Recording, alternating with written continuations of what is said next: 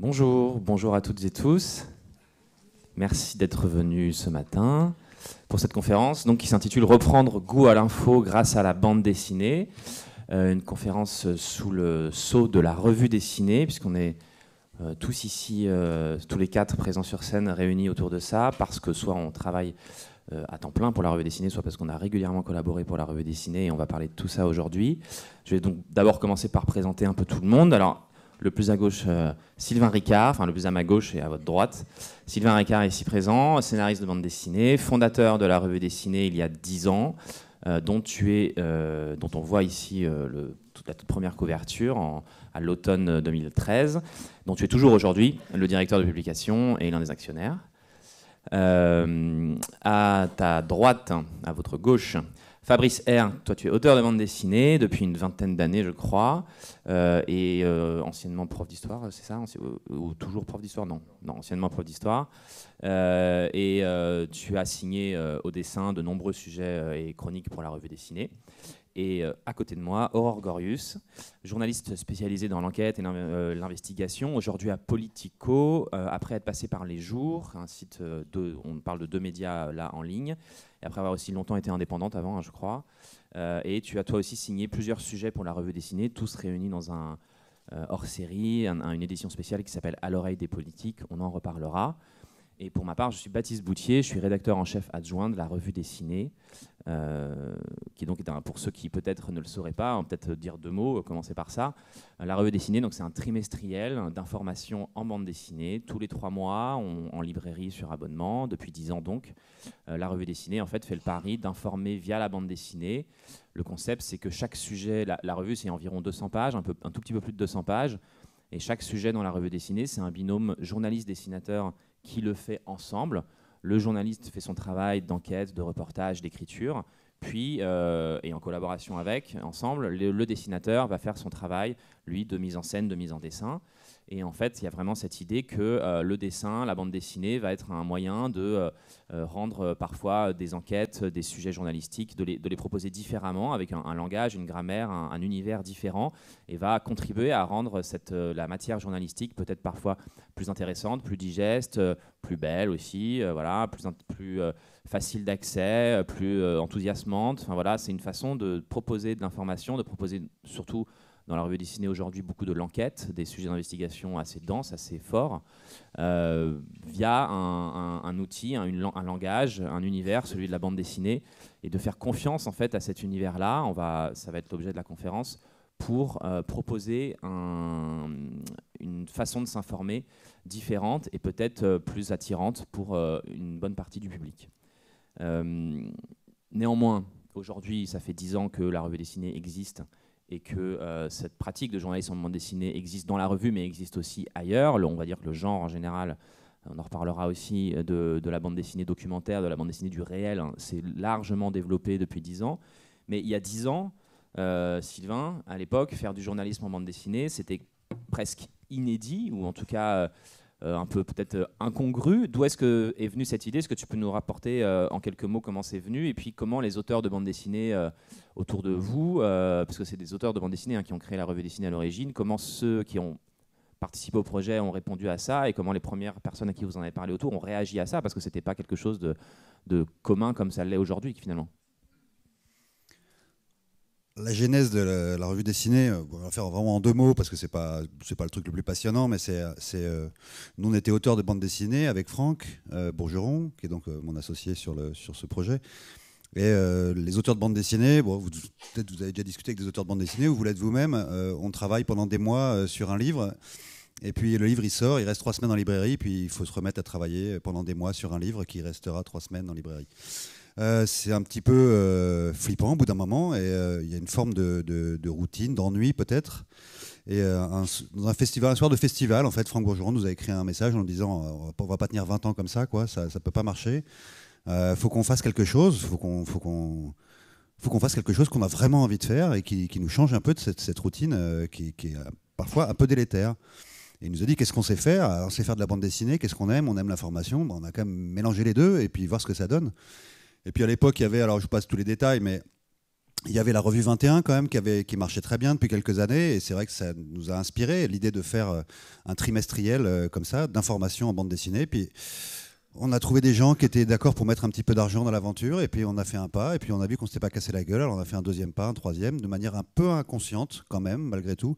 Et puis on a construit petit à petit, on a construit le réseau, on a construit l'équipe, on a rencontré plein de gens. On a aussi découvert le milieu du journalisme qu'on ne connaissait pas vraiment. On a découvert pas mal de journalistes avec qui on travaille quand même depuis assez longtemps. Aurore est bien placée pour le savoir.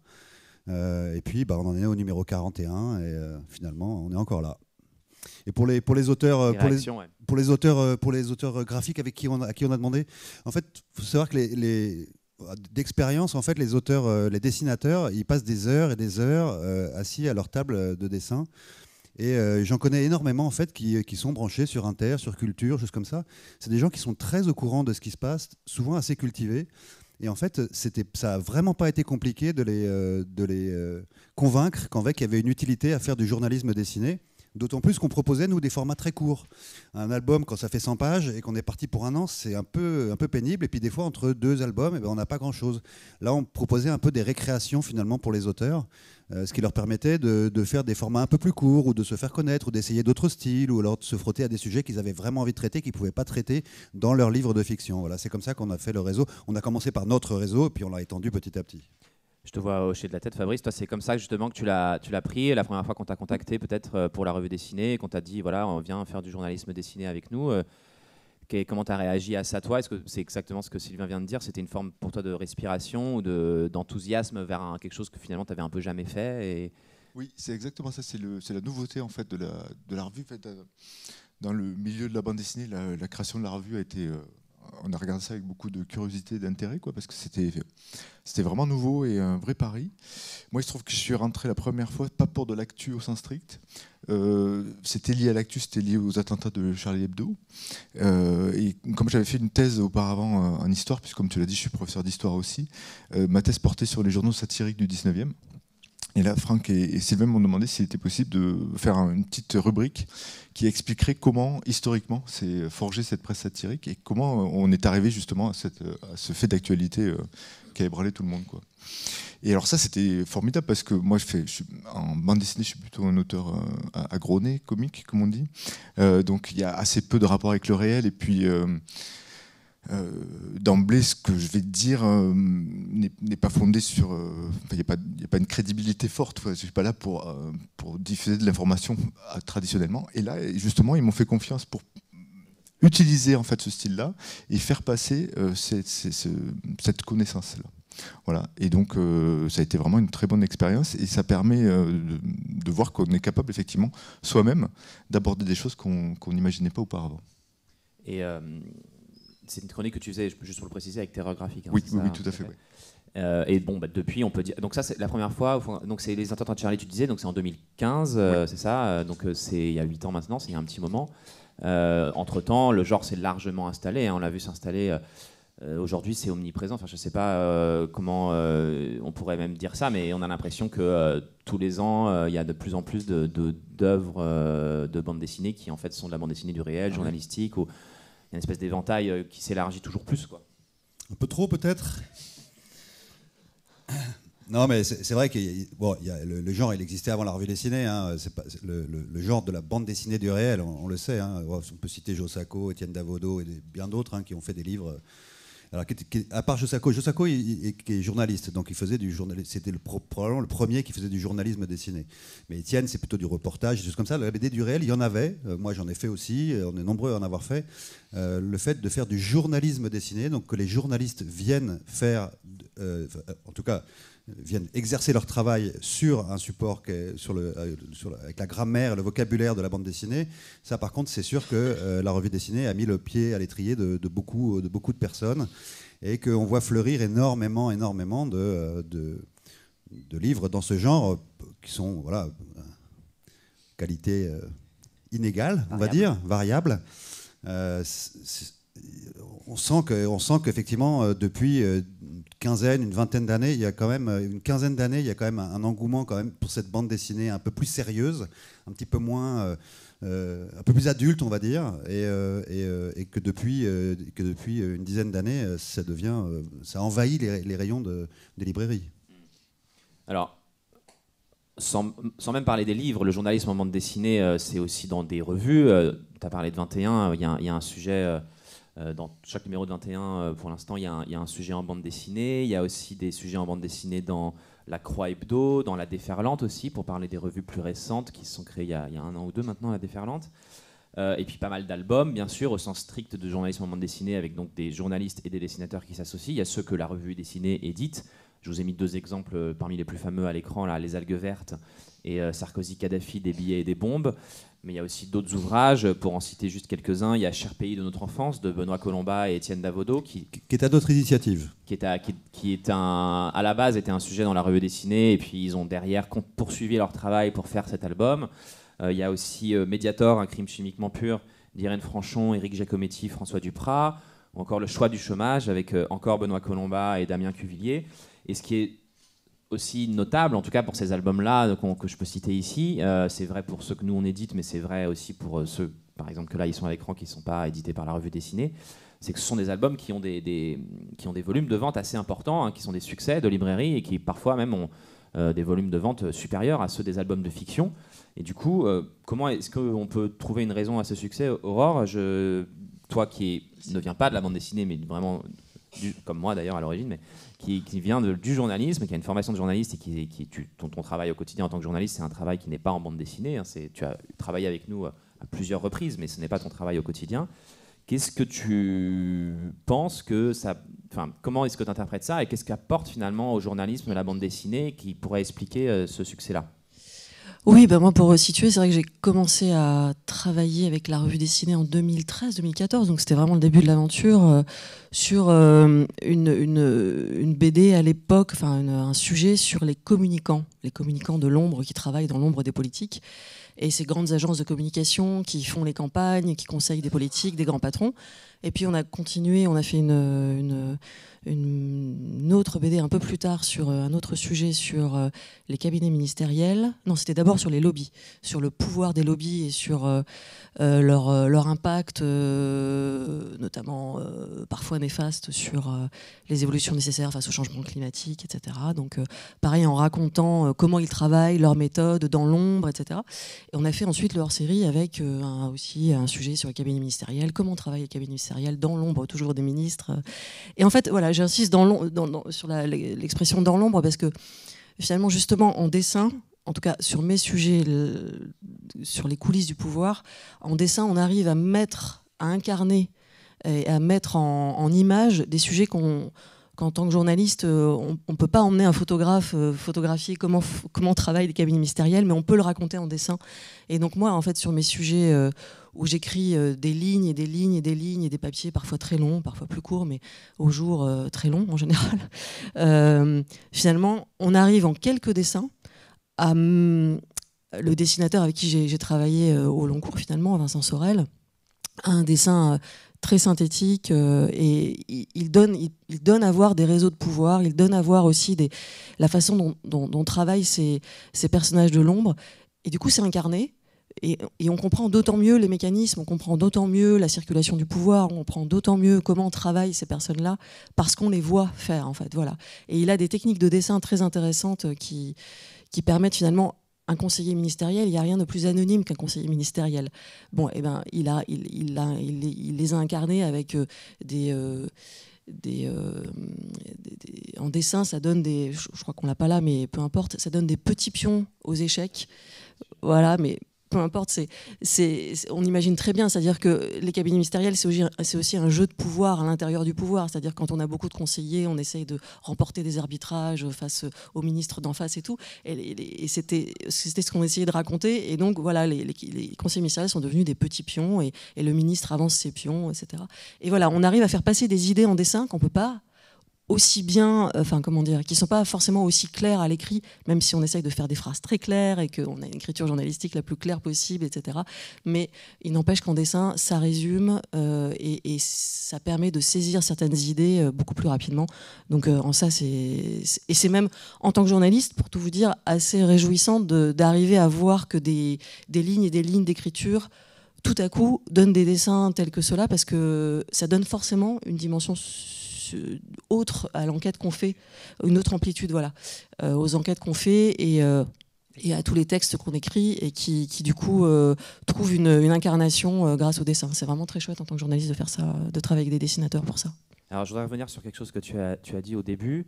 Tu as dit ça permet par la bande dessinée de représenter, de dessiner des choses qu'on ne peut pas forcément faire dans d'autres formats. Tu citais, je ne sais plus si tu as cité la photo ou la vidéo, mais peu importe, dans les deux cas c'est vrai. Effectivement, quand on ne peut pas aller filmer des heures et des heures dans des cabinets ministériels pour en présenter les coulisses, le travail de l'ombre, etc. Néanmoins, je voudrais quand même préciser que l'idée en bande dessinée n'est pas non plus d'inventer. Voilà. Et du coup, comment, bien sûr, on a ce travail un peu qui peut être un peu une forme de métaphorique aussi dans le dessin. Là, par exemple, dans les exemples qu'on a, on a une espèce de faux combat de boxe entre des personnages qui, évidemment, n'ont pas fait de combat de boxe entre eux, mais je veux dire, c'est évident à la lecture et donc il n'y a pas de difficulté avec ça.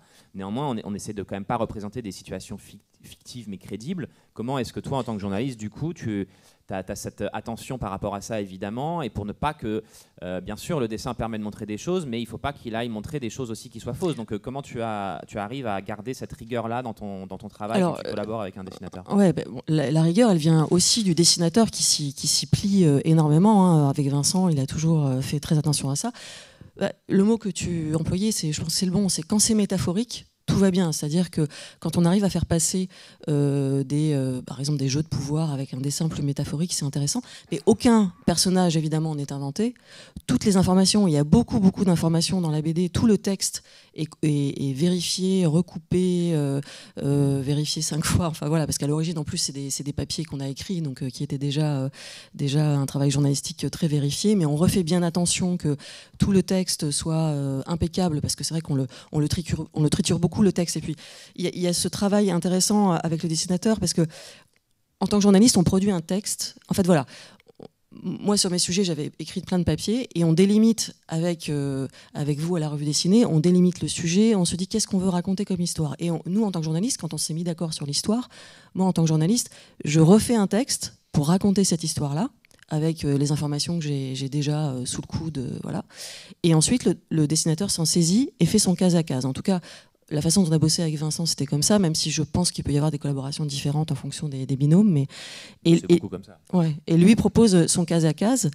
Et évidemment, il fait un premier case à case, donc un premier dessin, un premier jet.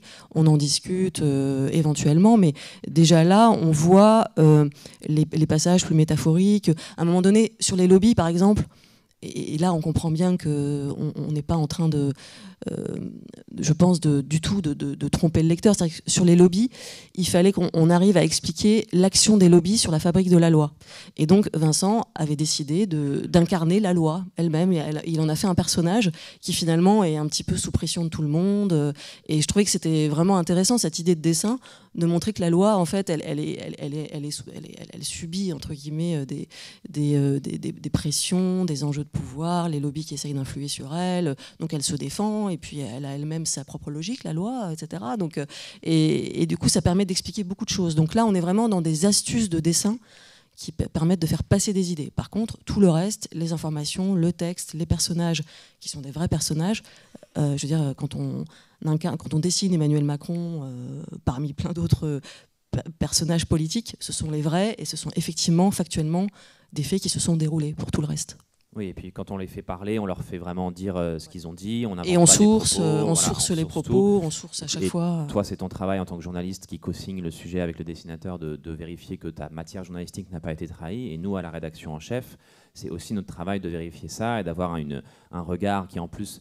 Alors toi, tu as une habitude de travailler pour la revue dessinée, donc tu as un regard aussi on va dire avec une forte acuité sur le travail de la bande dessinée, mais c'est vrai que parfois on travaille avec des journalistes qui n'ont pas forcément l'habitude de faire de la bande dessinée, voire qui n'en ont jamais fait avant, que c'est la première fois qu'ils en font.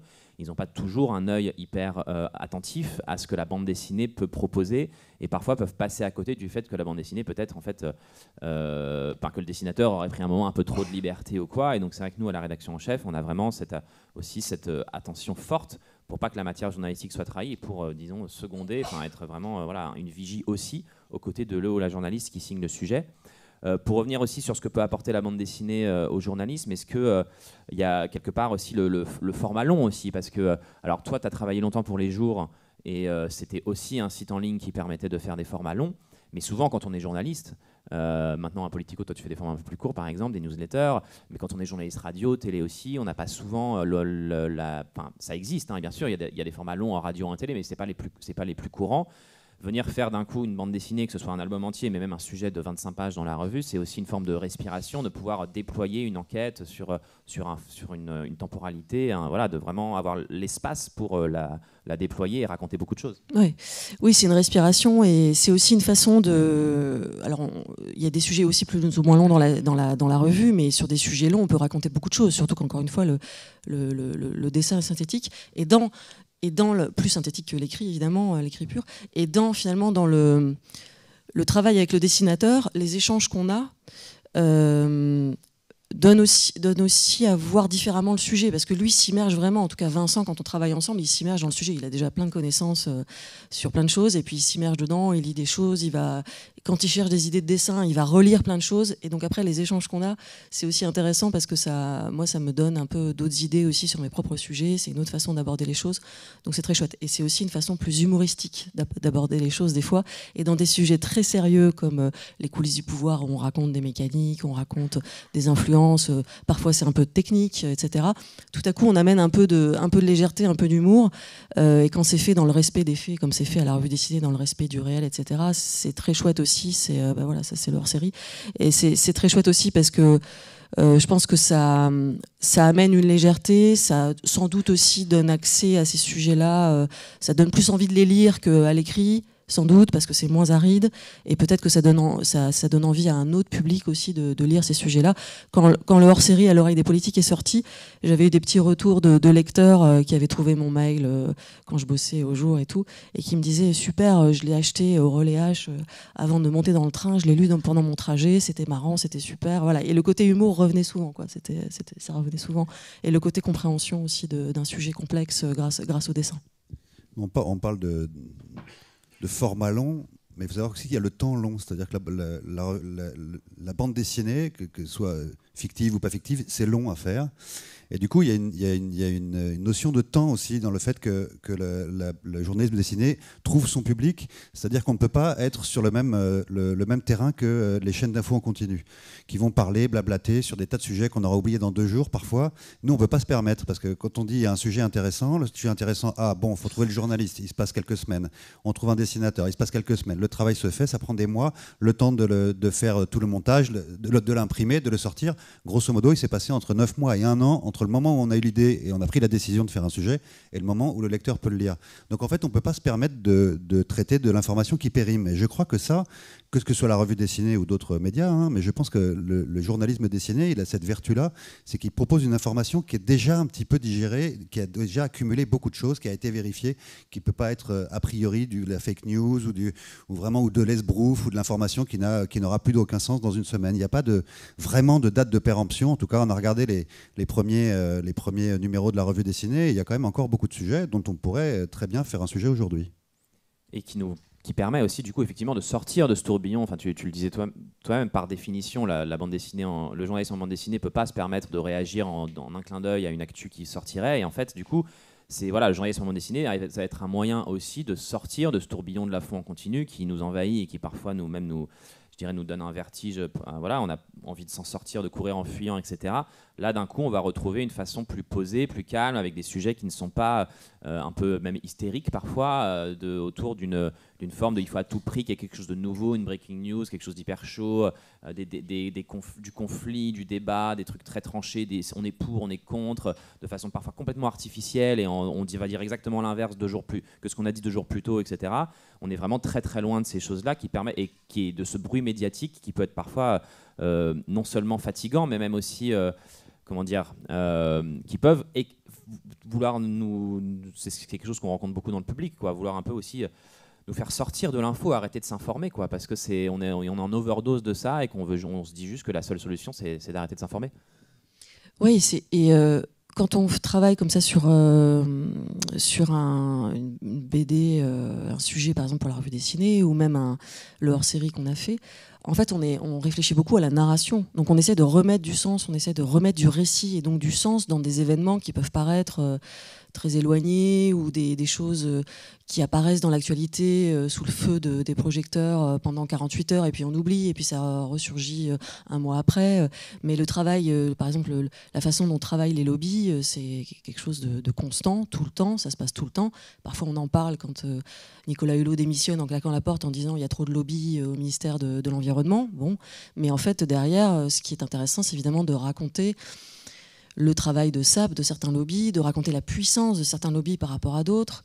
Et donc, quand on travaille quand on essaie de raconter ça, on réfléchit beaucoup à la narration. Je pense qu'on remet, c'est ce qu'on faisait aussi sur les jours, en remettant du récit et en construisant un sujet long, on remet du sens et on remet du contexte et un peu de profondeur. Et ça, c'est vraiment très intéressant aussi à faire, effectivement, en tant que journaliste.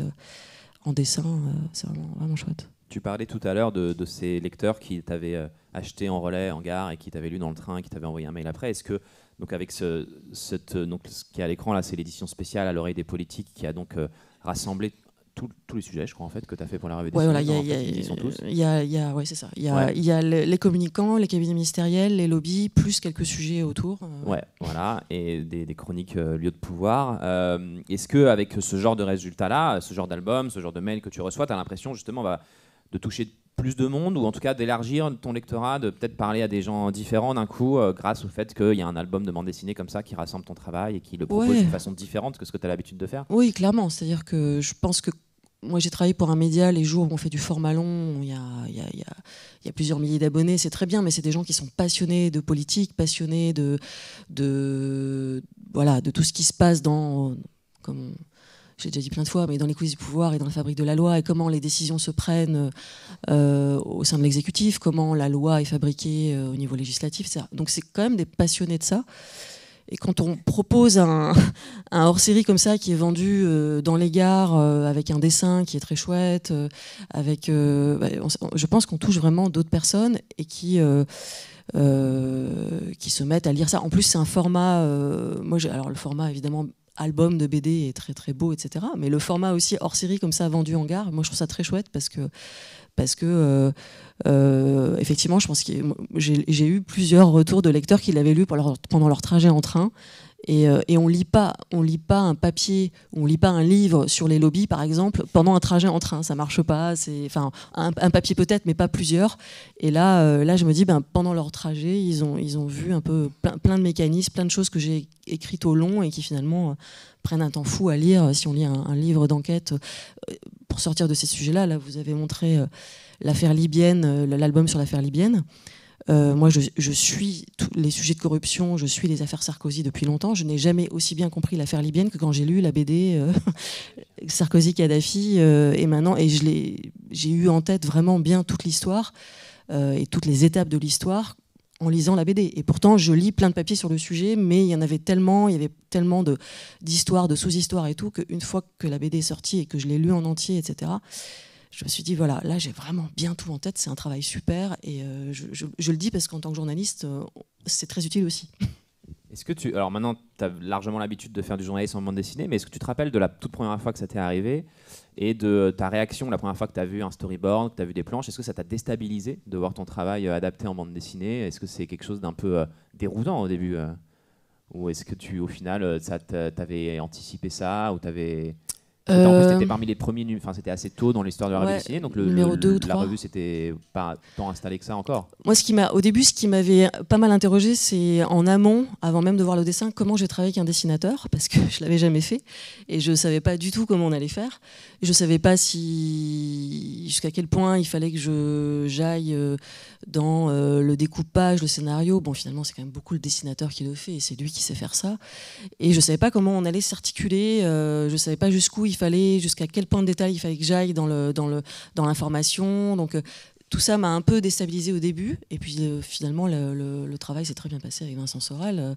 Donc c'était très chouette. Et après, quand j'ai vu par contre, pour être très honnête, quand j'ai vu le premier découpage et le case à case, j'étais plutôt très enthousiaste de voir que, en fait, au départ, c'était un bouquin que j'avais coécrit sur les communicants, et il faisait quand même 300 pages, et de voir qu'on arrivait à raconter tant de choses en dessin, avec plein de dessins synthétiques et tout, je me suis dit, waouh, top, voilà. Bon, bah, là, on peut donner à voir des choses qui prennent des chapitres entiers à décrire, et ça donne effectivement une autre dimension au travail journalistique. Donc j'étais plutôt très enthousiaste, en fait. D'accord. Et toi, Fabrice, vice-versa, pour un auteur de bande dessinée comme toi, un dessinateur, se retrouver à travailler avec un ou une journaliste, parce que tu as parlé tout à l'heure des chroniques que tu as fait avec Terreur Graphique, où tu étais plutôt un peu les deux à la fois, quoi, à la fois celui qui a apporté l'écriture et le dessin, mais tu as aussi fait des sujets plus classiques pour la revue dessinée, où tu étais en binôme avec une journaliste ou un journaliste. Est-ce que c'est déstabilisant d'un coup de se retrouver avec un scénariste qui n'est pas un scénariste de fiction, mais vraiment un travail journalistique? Est-ce que, je sais pas, ça t'a fait bizarre? Est-ce que ça t'a impressionné ou est-ce qu'à l'inverse, comme tu connaissais la revue, que tu avais déjà travaillé dedans, c'était plutôt simple pour toi? Non, c'est très impressionnant en fait. Parce que quand moi je travaillais à Flûte Glaciale en même temps, si vous voulez, il n'y a pas la même pression sur ce qu'on va dire, quoi. Il faut pas là, travailler avec un journaliste, on sait toute l'exigence qu'il y a derrière chaque mot et chaque idée qui est exprimée.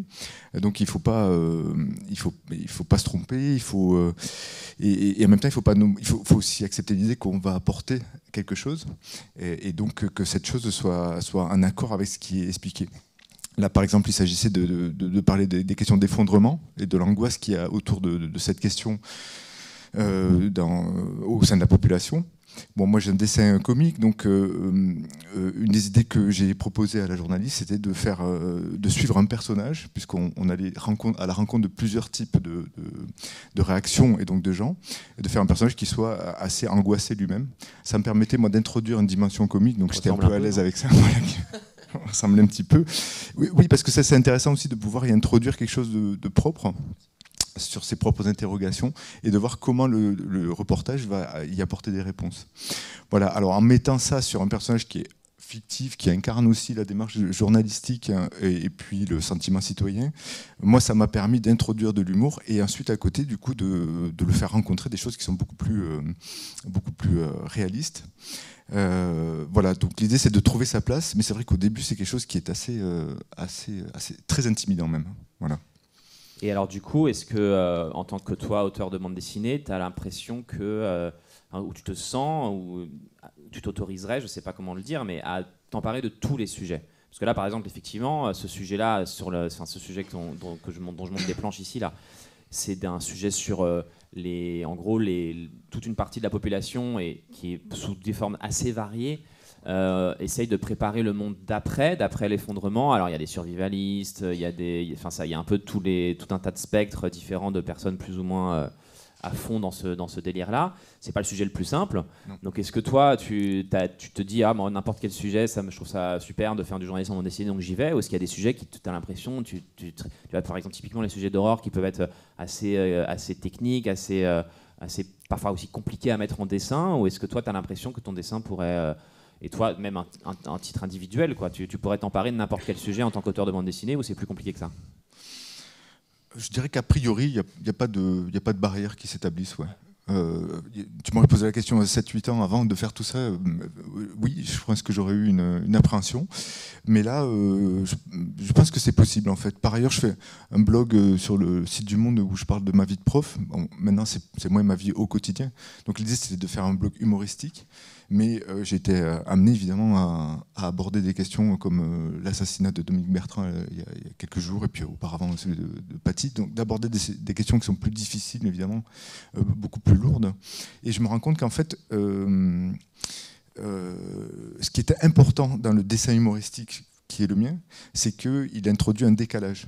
Et que ce décalage, il n'est pas forcément au service de quelque chose de comique. C'est-à-dire qu'on n'est pas là pour dévaloriser ou dégonfler quelque chose, mais qu'on peut se servir de ce décalage pour au contraire faire passer cette idée de prise de distance, d'observation, et de mieux comprendre un phénomène. Voilà. Du coup, avec un dessin humoristique, on va pouvoir introduire des gens qui boxent alors qu'ils ne boxent pas en vrai, ou la loi, ou des incarnations comme la liberté, ce genre de choses. Ce qui est très très bien avec le dessin, je trouve, c'est qu'il n'y a pas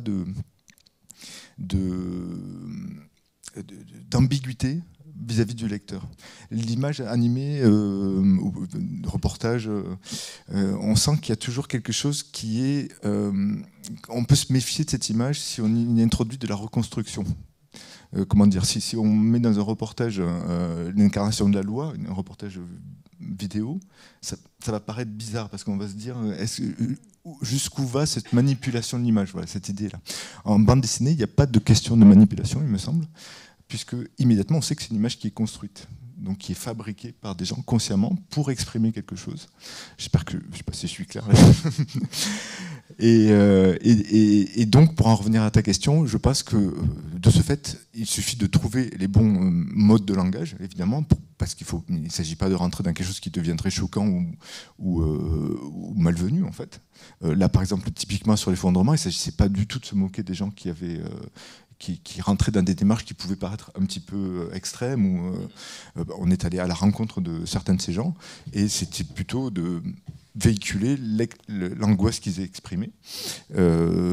Et la dimension comique, on le voit ici sur le personnage qui est en orange, qui est le seul qui garde sa couleur tout le long. Voilà, c'est lui qui va exprimer des choses un petit peu plus grotesques. Hein. En case 4, il a un poids qui lui tombe sur la tronche. Et après, c'est un spectre. Et après, il y a un spectre, exactement. Voilà. Donc je pense que c'est ça que je trouve assez fascinant avec l'aventure de la revue du ciné, c'est qu'on a le sentiment que tout est possible. La question que je me pose par contre, c'est qu'est-ce qui se serait passé si on avait demandé à un dessinateur, entre guillemets, beaucoup plus sérieux ou réaliste de faire ce sujet-là. Ça aurait donné un sujet très différent. Nous, c'est des questions qu'on se pose à chaque fois, parce que c'est nous qui, à la rédaction en chef, au sein de la revue dessinée en tout cas, qui formons les binômes journalistes-dessinateurs. C'est pas le journaliste qui arrive avec un dessinateur déjà dans la poche, les tandems ne sont pas constitués. Et du coup, quand on réfléchit on part du sujet, on part du journaliste qui nous apporte un sujet, et ensuite on réfléchit à quel dessinateur, quelle dessinatrice pourrait s'emparer de ce sujet.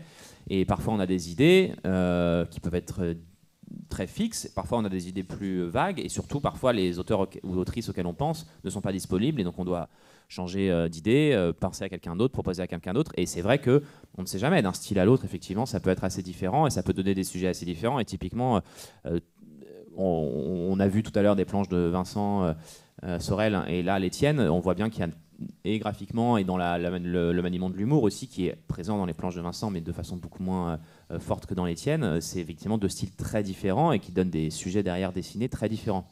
Sylvain, je vois que tu voulais parler. Non. Ok. Non, je voulais rassurer Fabrice. Je pense que personne n'aurait pu faire mieux que ce que tu as fait sur ce sujet. Et c'est ça qui est bien. On les rassure, les dessinateurs, toujours. On est hyper bien accueillis.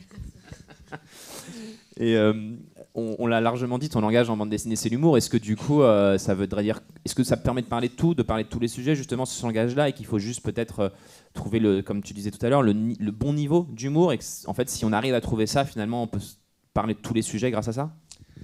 Bravo, parce qu'avec une belle périphrase, tu évites le peut-on rire de tout. Le truc hyper piégeux. Oui, bien sûr. Et on peut rire de tout, et on peut appliquer les procédures du rire à tout, effectivement, parce que c'est une question de niveau, de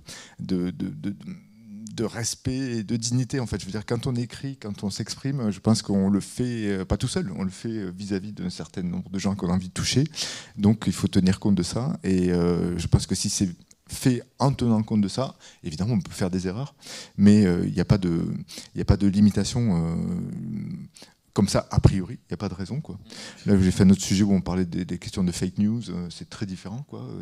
C'est beaucoup plus technique, c'est moins humain, donc on peut se dire que c'est moins adapté peut-être à un traitement comique, et en fait, je pense que ça a fonctionné aussi, enfin, en tout cas, moi, je me suis senti à l'aise avec ça. Et voilà, toute la question est de savoir où on le met, et comment ça sert le sujet, tout simplement.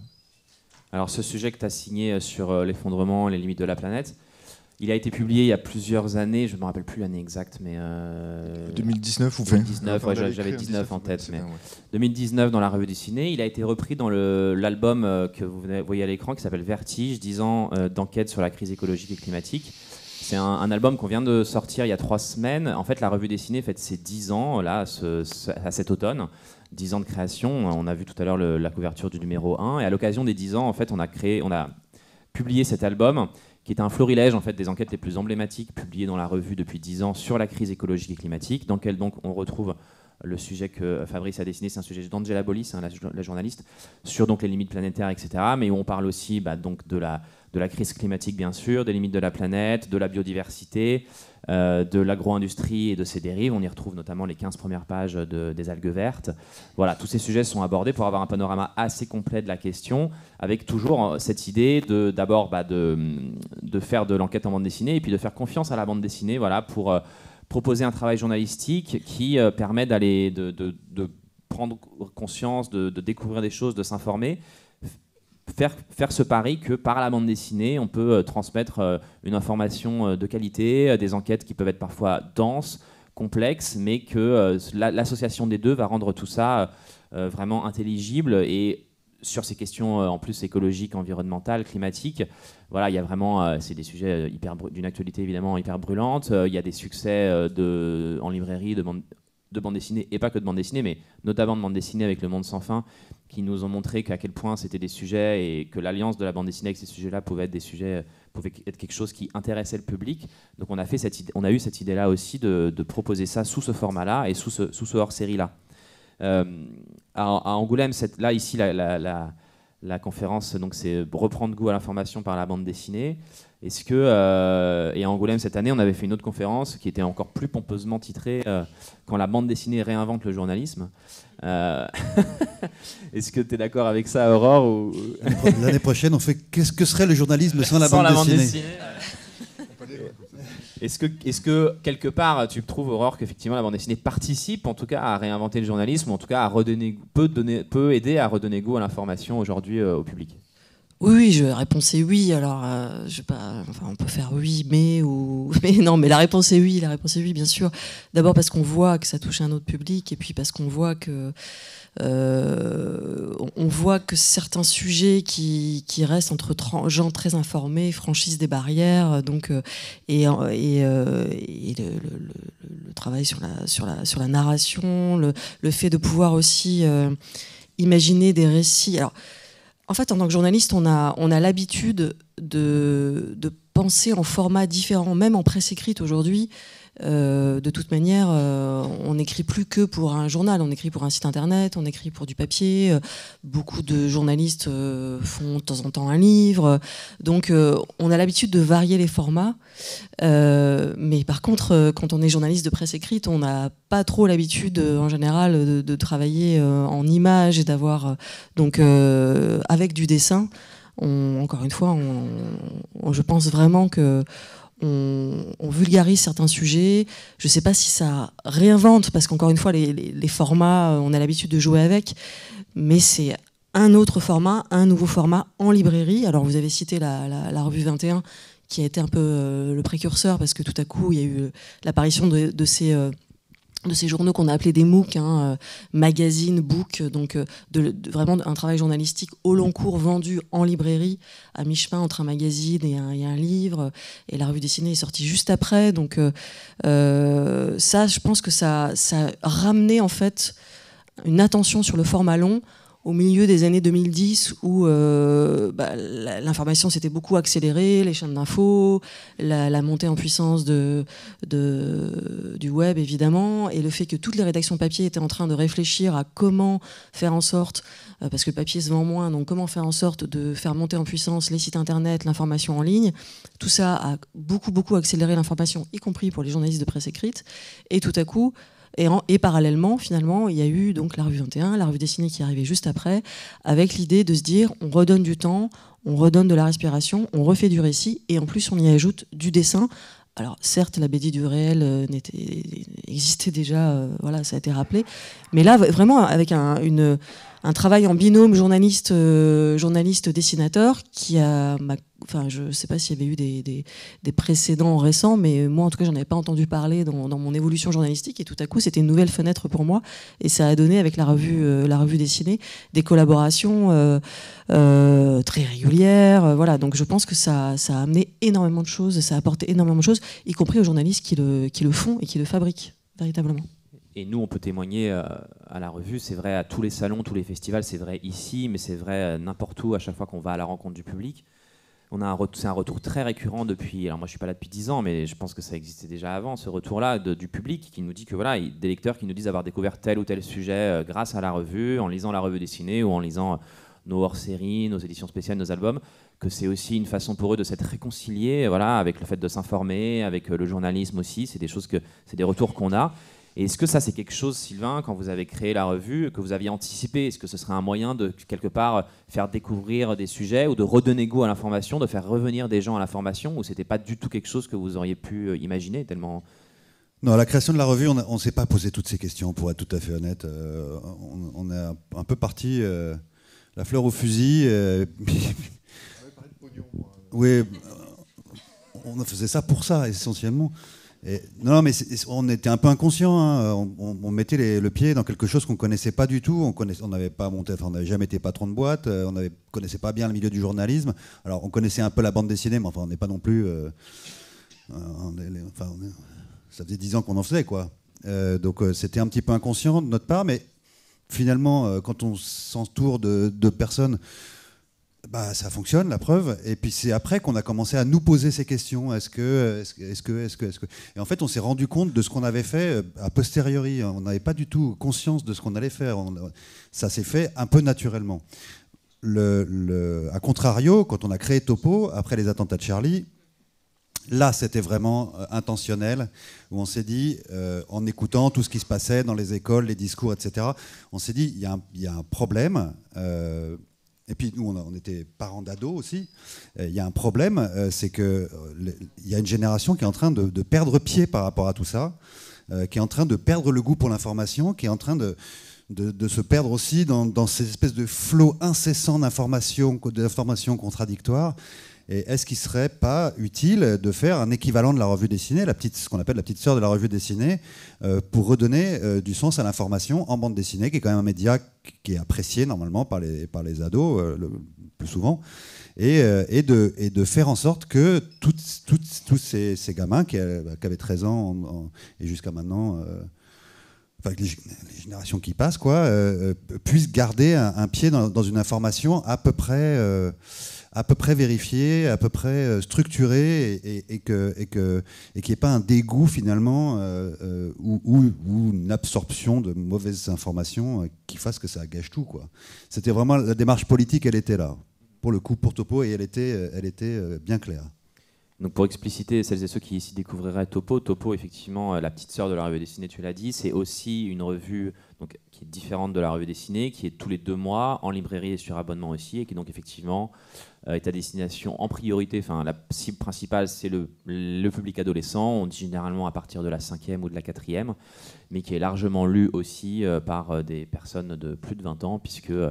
c'est pas voilà, moi des fois je dis c'est pas bébête, quoi, voilà, c'est pas parce que c'est pour les plus jeunes que c'est bébête, non, c'est vraiment ne pas les prendre pour des idiots, mais vraiment leur parler aussi de leur sujet de prédilection et leur donner des clés de compréhension du monde pour voilà, c'est des âges auxquels on commence à s'ouvrir, à entendre les infos, à essayer de réfléchir par soi-même sur tout ce qu'on peut entendre et voir, etc. Et donc ça vient donner comme ça ça vient éclairer tout ça et nourrir tout ça, toujours en faisant confiance à la bande dessinée et au journalisme en bande dessinée pour le faire. Tu parlais d'intention dans la création de Topo. Il y a aussi une intention, et peut-être le meilleur exemple de ce que la bande dessinée, le journalisme en bande dessinée peut apporter, qui est cet album, que ici je pense tout le monde connaît par contre, Alguevert, l'histoire interdite de la journaliste Inès Léraud et du dessinateur Pierre Vanhove. Voilà, une enquête qui est fondamentale sur ce sujet-là, qui a un album qui a un succès fou puisqu'il a bientôt, il tutoie la barre des 200 000 exemplaires vendus, qui a été adapté au cinéma cet été, voilà, et qui connaîtra d'ailleurs aussi l'an prochain, en fin d'année prochaine, une suite qui en fait racontera ce qui s'est passé avant. Ce sera une histoire du remembrement dans l'Ouest et ailleurs, toujours par Inès Léraud et par Pierre Vanhove. Voilà, encore un exemple de ce que la bande dessinée peut apporter au journalisme, parce que voilà, on parlait tout à l'heure de à quel point ce format pouvait permettre de toucher un public autre, différent, et voilà. C'est pas sûr que ce sujet-là, écrit en bouquin ou dans une série d'articles classiques, on va dire, sur un média, aurait eu autant d'écho, continuerait aujourd'hui à se vendre autant, à être autant lu, prêté, acheté, offert en Bretagne et ailleurs, parce que ce sujet, il est devenu national aussi grâce à ça, grâce à ce travail d'enquête et à cette bande dessinée et à son succès. Alors que c'était pas forcément un sujet que d'abord tout le monde ne connaissait pas en Bretagne non plus à l'époque, et qui n'avait pas forcément franchi à ce point-là les frontières de la Bretagne. On parlait de comment la bande dessinée pouvait réinventer en partie le journalisme ou redonner goût à l'info. Fabrice, toi, est-ce que tu as l'impression aussi que quelque part trop de micro. Est-ce que quelque part en partie la réciproque est vraie, non pas que le journalisme réinvente la bande dessinée, mais est-ce qu'il participe aussi à réinventer la bande dessinée, à la diversifier d'abord par la création de segments dans la bande dessinée qui n'existaient pas avant. Il y a pas si longtemps, en tout cas, la bande dessinée documentaire, la bande dessinée du réel, en tout cas pas du tout au point qu'on connaît aujourd'hui, mais même aussi peut-être dans les autres, même dans la BD de fiction, peut-être aussi avec des auteurs qui naviguent de l'un à l'autre, qui s'inspirent de ce qu'on peut faire dans la bande dessinée du réel ou dans la bande dessinée journalistique pour faire d'autres choses. Est-ce que tu constates ça ? Ça, c'est indéniable. Après, je pense que c'est un mouvement qui est plus vaste, qui a commencé il y a une bonne vingtaine d'années, peut-être 30 ans même, où la bande dessinée s'est mise à se diversifier énormément. Enfin, c'est passé d'une sorte de médias pour faire passer de l'aventure principalement, en fait, du récit de fiction, à quelque chose où on s'est rendu compte, et on en parlait tout à l'heure, qu'il y avait toute une grammaire graphique dans les choix qu'on faisait du dessin, mais aussi du découpage, de la manière dont une case est construite, la page est construite, la succession. Tout ça introduit des façons de présenter les choses qui se sont adaptées à différents types de récits. Alors c'est la bande dessinée du réel d'information, mais aussi de l'autobiographie, de ce qu'on a fait avec Terreur graphique, c'est du travail historique aussi, par exemple, ce qui n'est pas exactement pareil que du journalisme, et ça, il y a plein d'autres choses qui ont été faites là-dessus. On a vu des bandes dessinées sur des théories comme la physique quantique, par exemple, un truc scientifique. Enfin, je veux dire, c'est impressionnant de voir à quel point des tentatives ont été faites, et vraisemblablement ça fonctionne, puisque ce bouquin sur la mécanique quantique a très bien marché aussi. Voilà, donc là on est dans une période vraiment d'ouverture considérable, et là le travail qui a été fait par la revue dessinée depuis 10 ans, parce qu'en plus c'est un travail qui est continu, je pense qu'il n'arrête pas d'ouvrir des portes et des possibilités, et je pense que pour les auteurs aussi c'est une perspective qui est très intéressante, parce que c'est pas séparé du reste. Enfin, à titre personnel, j'ai pas cessé de faire de la bande dessinée plus traditionnelle, de fiction ou purement comique, mais alors d'aller vers ça, c'est une ouverture que j'aurais pas imaginé jeune d'ailleurs, ou quand j'ai commencé à faire de la bande dessinée. Et tout à l'heure tu parlais de ce que le dessin ou le dessinateur ont pu apporter à ta façon de voir les choses. Enfin, moi j'étais très heureux que Angela m'amène avec elle à la rencontre des gens. Ça, tu disais Sylvain qu'on était sur notre table de travail, quoi. C'est un métier un peu solitaire, et le fait d'aller voir le monde finalement, et puis ensuite de se demander comment on va le retranscrire, ça c'est quelque chose de très nouveau, je pense, pour des auteurs de BD. Ouais.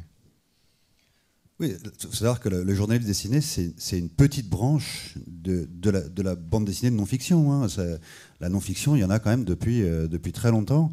Et tu parlais de l'autobiographie.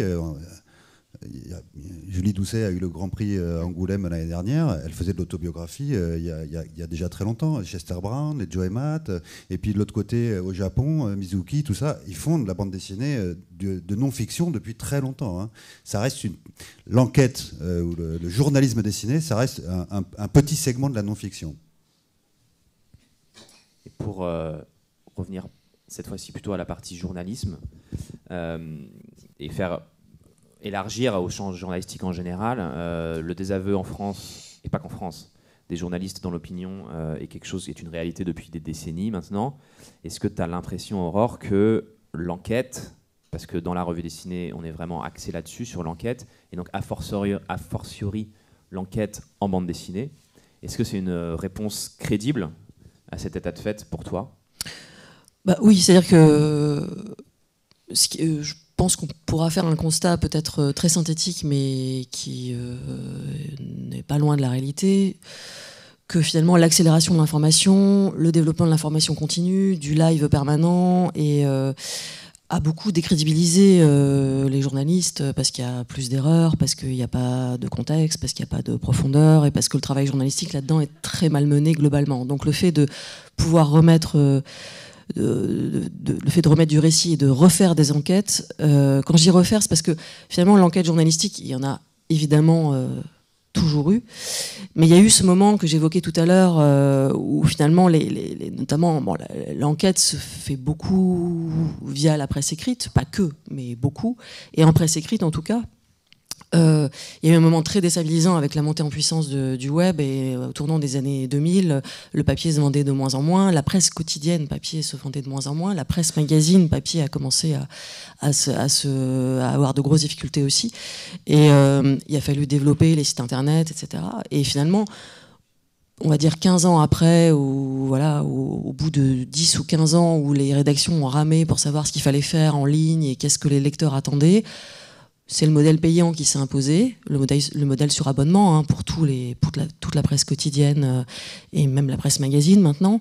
Le modèle sur abonnement s'est imposé, et finalement ce qui fonctionne très bien pour justifier, pour espérer que les lecteurs s'abonnent, c'est de produire de l'enquête, de produire de l'information, de sortir des choses et de refaire le plus possible son travail de journaliste, qui est de vérifier, certes, mais aussi de révéler, d'enquêter, et parfois au long cours. Alors ça demande de l'argent, ça demande du temps. À la revue dessinée, vous avez aussi cette contrainte, hein, que c'est du temps, c'est de l'argent de produire ces sujets-là.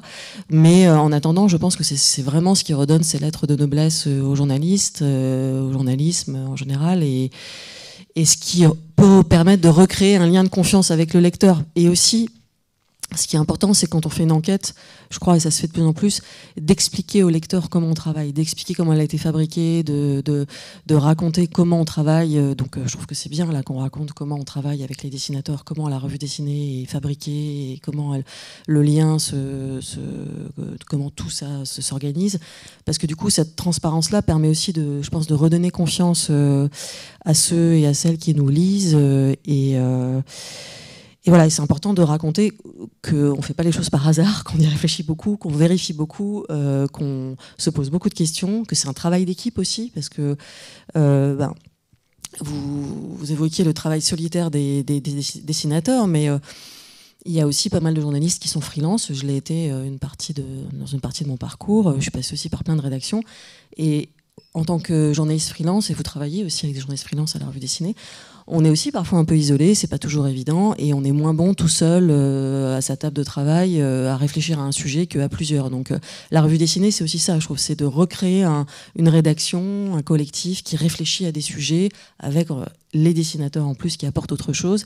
Et c'est ce qu'on avait essayé de faire au Jour, qui est un média en ligne, mais de recréer des rédactions, des collectifs de travail où on réfléchit à l'information et on essaye de la penser, de la fabriquer de façon plus approfondie, avec beaucoup de personnes, et pour qu'elle soit de bonne qualité à la fin. Voilà. Et c'est ce qu'on fait à la revue depuis 10 ans, effectivement, et c'est ce qu'on va continuer à faire encore. Voici dès le prochain numéro, voilà, dont vous découvrez la couverture en avant-première, qui sortira dans un mois. Et on va continuer bien sûr à faire la revue tous les 3 mois, à faire d'autres hors-séries, d'autres albums. On a une nouvelle hors-série qui sort dans une dizaine de jours d'adaptation des enquêtes de Mediapart en bande dessinée. Il y aura des albums à venir, je vous ai parlé notamment de celui donc de Inès Léraud et de Pierre Vineuve qui fera suite aux Algues Vertes, qui sortira en fin d'année prochaine normalement. D'autres projets aussi dans les cartons. Voilà, tout ça et le meilleur reste à venir, on espère. On a aussi, juste pour vous dire, que la revue dessinée, enfin le numéro 41, le précédent, parce que celui-là il n'est pas encore sorti, mais celui-ci, À l'oreille des politiques, donc le hors-série où avec tous les sujets d'horreur à l'intérieur, Vertige également, dont je vous ai parlé tout à l'heure, l'affaire Sarkozy-Kadhafi, les Algues Vertes, tout ça, vous pouvez les retrouver aussi sur notre stand qui est dans le salon du livre là-bas. En D37. Au D37, voilà, avec Sylvain qui sera un plaisir d'encaisser vos paiements. Pas du tout, je ne serai pas là. Non, il sera parti. Voilà, merci à tous les 3 d'être venus et d'avoir participé à ce débat. Merci à vous toutes et tous d'avoir été là aussi. On va prendre des questions s'il y en a.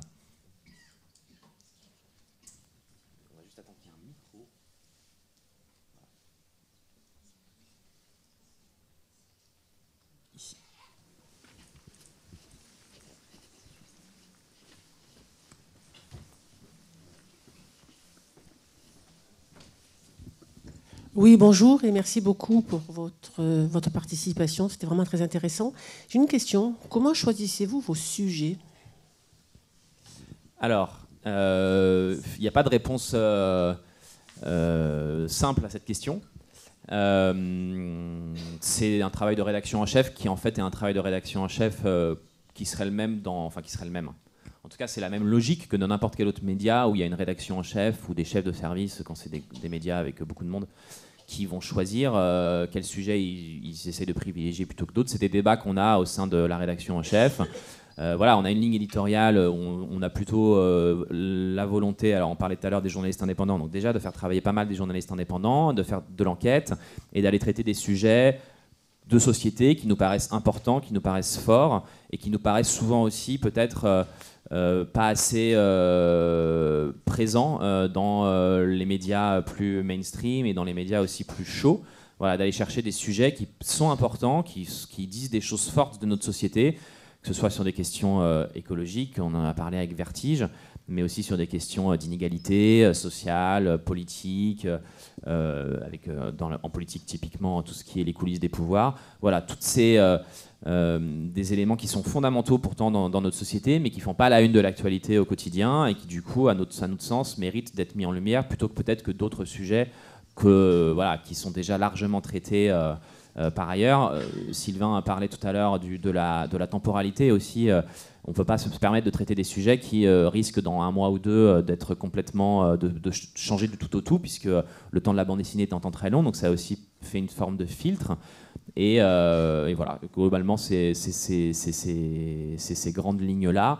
Et après, il y a 4 numéros par an, il y a une grosse vingtaine de sujets dans la revue dessinée sur une année, donc de toute façon, il faut faire des choix aussi. Et parfois, il y a des sujets qu'on n'a tout simplement pas la place ou pas le temps de traiter parce qu'on a beaucoup de propositions et qu'on ne peut pas dire oui à tout aussi.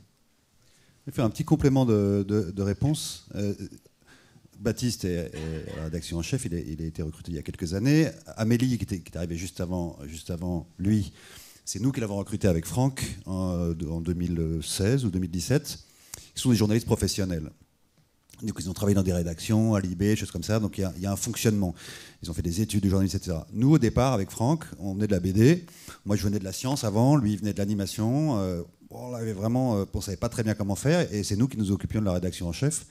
Et en fait, la seule question qui nous paraissait pertinente, au-delà du fait du sérieux du journaliste qui était validé par une personne de l'équipe, c'était est-ce qu'on a envie de lire ça, en fait ? Est-ce qu'on le lirait si on le trouvait dans un magazine ? Est-ce qu'on lirait ce sujet ? Est-ce que ça nous intéresse ? C'est comme ça qu'on faisait nos choix.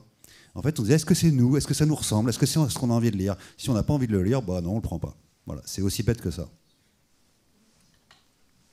Question ici.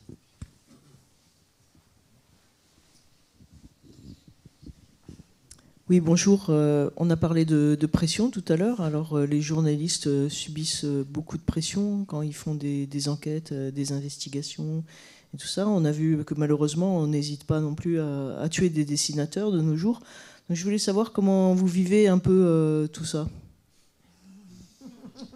Qui à quel niveau vous voulez l'avis de Fabrice, d'Aurore? L'avis des dessinateurs, puisque finalement, c'est eux qui sont entrés dans un monde... enfin, j'imagine avant, on dessine des petites histoires pour tout le monde, et puis tout d'un coup, on rentre dans un monde qui est risqué, quoi. Oui, moi je suis prof en plus, là, ça fait... Fais gaffe, hein. Si vous pouvez surveiller l'entrée, s'il vous plaît. Ouais, bah, j'ai fait un dessin très récemment là-dessus, quoi. Enfin, j'aurais jamais imaginé quand j'étais petit, c'est un complot. Voilà, on cherche à me bâillonner. Oui, j'aurais vraiment jamais cru que ça m'aurait conduit vers des territoires dangereux, en fait. Je sais jamais si c'est bon signe. Enfin, c'est pas bon signe qu'il y ait des dangers, mais je veux dire si c'est ce que ça signifie, quoi. En tout cas, ça signifie quand même que ce sont des activités qui sont nécessaires, qui bousculent, qui viennent contrer des forces qui sont assez costauds et bon, a priori, dont on n'a pas envie de voir se répandre. Enfin, d'une manière générale, les gens qui ont été victimes récemment, que ce soit des dessinateurs ou des enseignants, ont été victimes de fanatiques, enfin de courants de pensée ou de comportement qu'on pensait avoir repoussé assez loin dans nos sociétés. C'est pas le cas. Donc ça veut dire, d'une certaine façon, que le rôle qu'on a à jouer, il est très important. Au début, je me disais j'aurais moins de risques en travaillant dans un journal comique, non plus, parce qu'apparemment l'humour c'est aussi un truc qui apparaît comme étant dangereux. En travaillant historiquement sur les journaux satiriques du 19e, j'ai vu que cette question s'est posée il y a bien longtemps. On en a parlé justement dans la revue dessinée. En fin de compte, c'est pas la première fois qu'on se la pose. Il y a des mouvements de flux, de reflux dans les sociétés, et finalement, à certains moments, on peut se retrouver un petit peu au front. Il faut essayer d'assumer tout ça. Et je trouve que tout ce travail qui est fait avec la bande dessinée est très important. Et c'est aussi peut-être la rançon dont on parlait tout à l'heure. La bande dessinée et le dessin s'adaptent de plus en plus à des sujets différents, rentrent dans des questions politiques, des questions environnementales, dans l'argumentation, dans la façon de faire passer des idées. Donc, a priori, c'est aussi normal qu'il y ait une forme d'engagement plus grande et puis peut-être de risque qui est un petit peu plus grand. Voilà.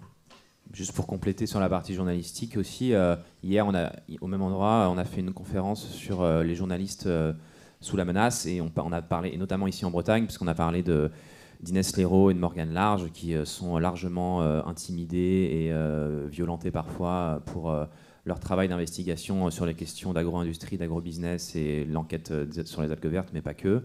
Alors, on n'en est pas à l'horreur des attentats de Charlie, mais Morgane Large, par exemple, à 2 reprises, a vu sa roue de voiture déboulonnée. Donc le but, quand on fait ça, c'est juste qu'après, quand elle prend sa voiture, la voiture part dans le décor et elle peut avoir un accident d'une gravité. Voilà. Donc on est quand même sur des actes de sabotage gravissimes aussi.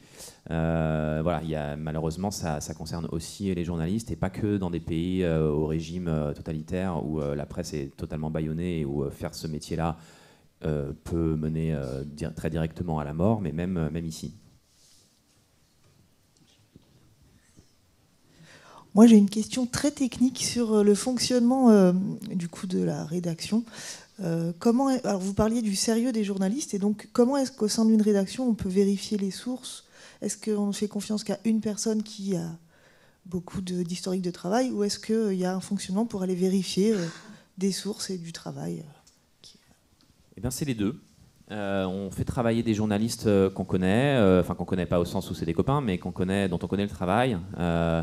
Donc on sait, parce qu'on a déjà travaillé avec eux par exemple, ou parce qu'ils ont déjà travaillé ailleurs, qu'on connaît leur travail, le sérieux de leur travail.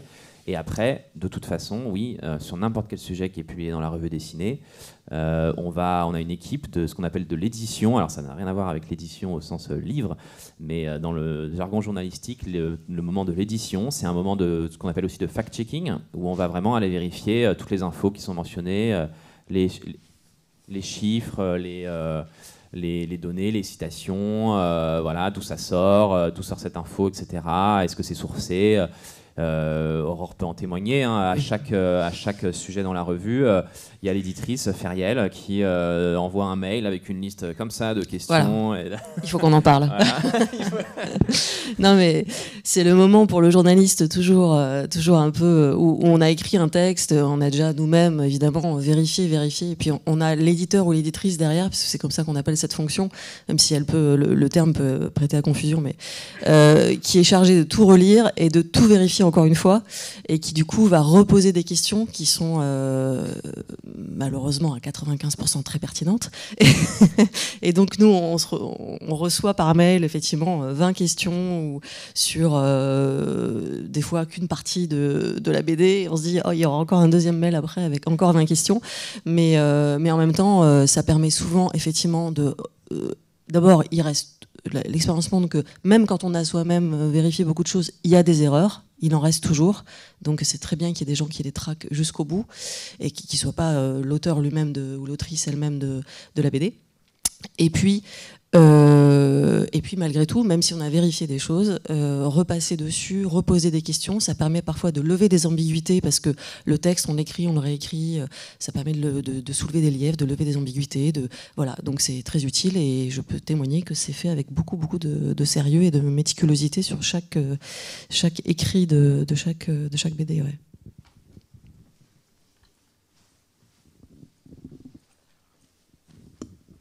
Bonjour.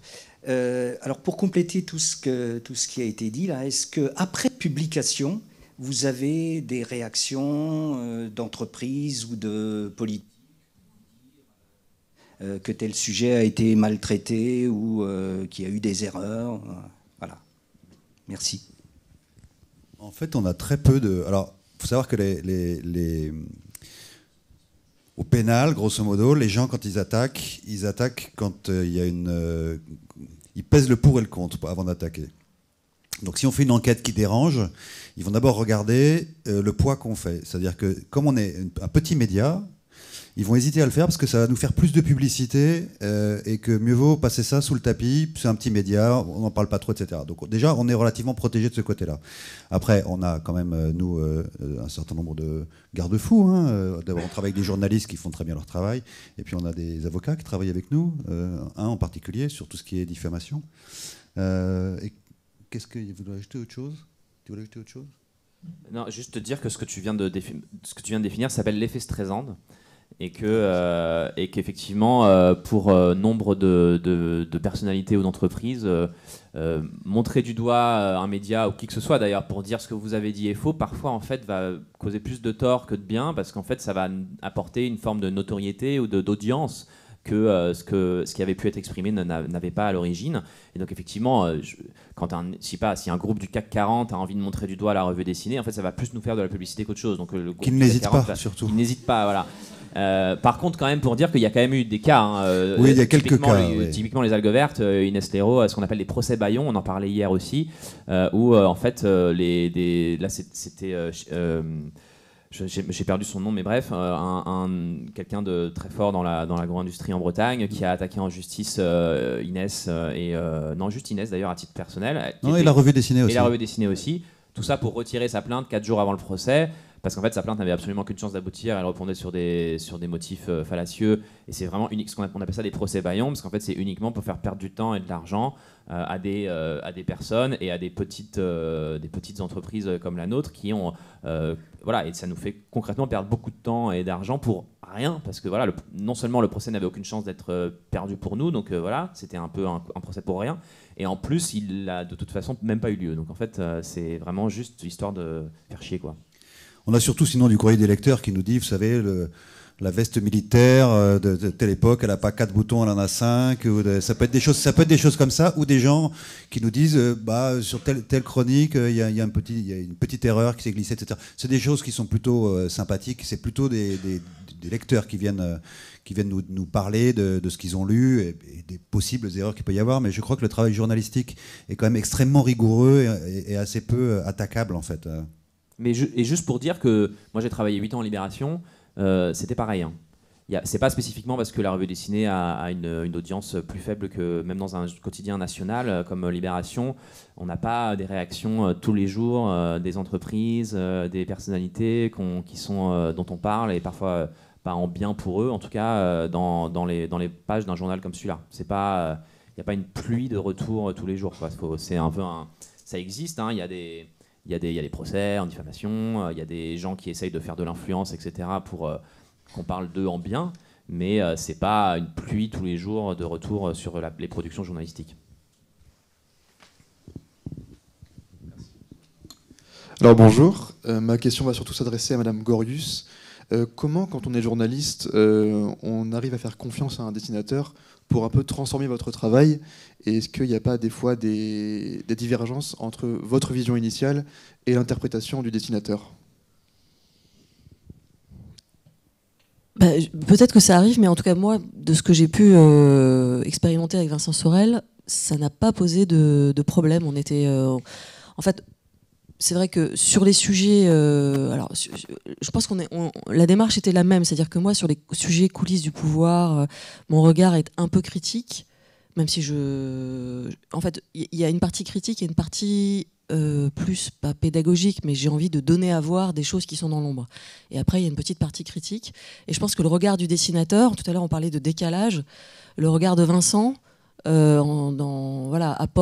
apporte ça aussi dans le dessin. Il lit beaucoup de choses, il s'immerge, et le fait de mettre ça en dessin avec, du coup, il apporte un décalage qui matche bien avec cette approche un peu critique que j'ai pu avoir. Donc j'ai pas eu de problème de confiance. Et par ailleurs, de toute manière, c'est un travail qui se fait avec des échanges. C'est-à-dire que quand moi j'envoie un texte et ensuite Vincent fait son premier case à case, on peut en discuter si besoin. Donc il y a des échanges, il y a des discussions possibles. Il y a des discussions aussi avec la rédaction en chef au sein de la revue. Et on cadre les choses déjà en amont. C'est-à-dire qu'on part pas... Moi, j'envoie pas un texte comme ça au hasard, et Vincent dessine pas au hasard non plus. C'est-à-dire que c'est pensé en amont dans un travail collectif. Du coup, quand moi je produis mon texte, je sais ce qu'on veut raconter. Le dessinateur, il le sait aussi, et il sait à peu près, avec ses habitudes de dessin qui sont connues de la revue dessinée, il sait à peu près où est-ce qu'il va aller. Et tout ça, finalement, commence à se mettre vraiment en place bien avant le travail lui-même. Du coup, au moment du travail en commun, moi, j'ai pas expérimenté du tout de problèmes particuliers de mésentente ou de... Voilà, j'ai pas du tout expérimenté ça. Non, c'est une bonne question, mais en fait, il faut dire qu'en fait, on fait travailler deux expertises. Il y a un journaliste qui fait son travail journalistique et le dessinateur, la dessinatrice n'est pas journaliste. Donc, il peut avoir un avis, il peut avoir connaissance du sujet, choses comme ça. Mais quand même, le journaliste qui a bossé pendant des années sur un sujet, il connaît très bien son sujet. Par contre, il connaît rien en bande dessinée. Il faut bien savoir que 99% des gens qui font de la bande dessinée dans le cadre de la revue dessinée auto, ils ne connaissent pas au départ la bande dessinée. Ils ne savent pas comment on fait une bande dessinée. Ils ont peut-être lu de la bande dessinée, mais ils ne savent pas comment on fait. Et ceux qui savent raconter en bande dessinée, ce sont les auteurs de bande dessinée. Les auteurs et les autrices, c'est leur expertise. Donc en fait, nous, on fait rencontrer deux expertises. Alors évidemment, un dessinateur peut dire... Fabrice peut dire à Aurore, tel dialogue, est-ce qu'on ne pourrait pas, parce qu'à tel moment, il faudrait peut-être le mettre un peu avant, le mettre après, etc. Donc va rentrer sur le terrain du journaliste qui, lui aussi, va dire, ça ne peut pas aller parce que ceci ou cela. Donc il y a forcément des interactions, mais c'est quand même des milieux qui ne sont pas ultra poreux, finalement.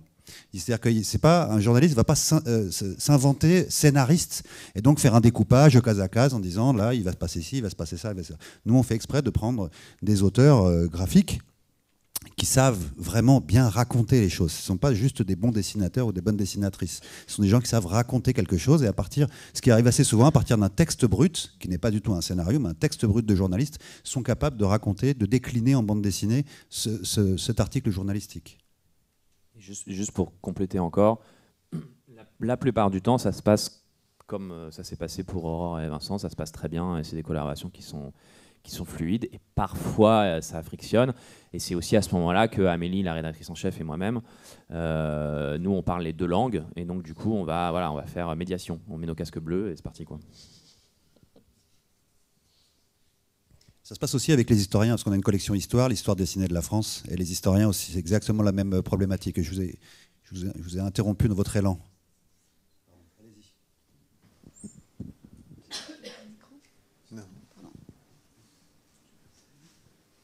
qu'il y a encore une question?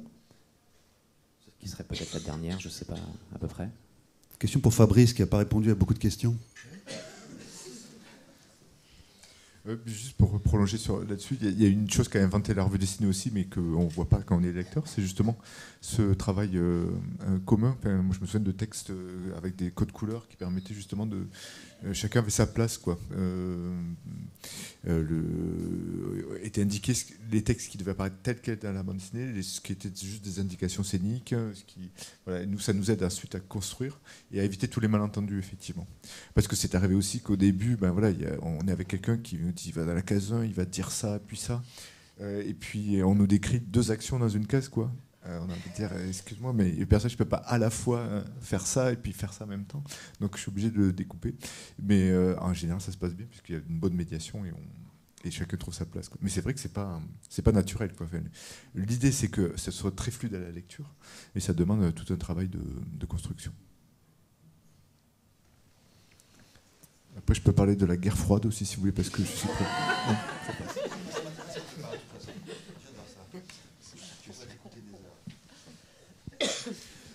Merci beaucoup en tout cas parce que... Non mais enfin voilà. Merci. Non, merci à vous. Merci pour votre attention. Merci beaucoup à tous. Et s'il n'y a pas d'autres questions, on va s'arrêter là. Merci beaucoup.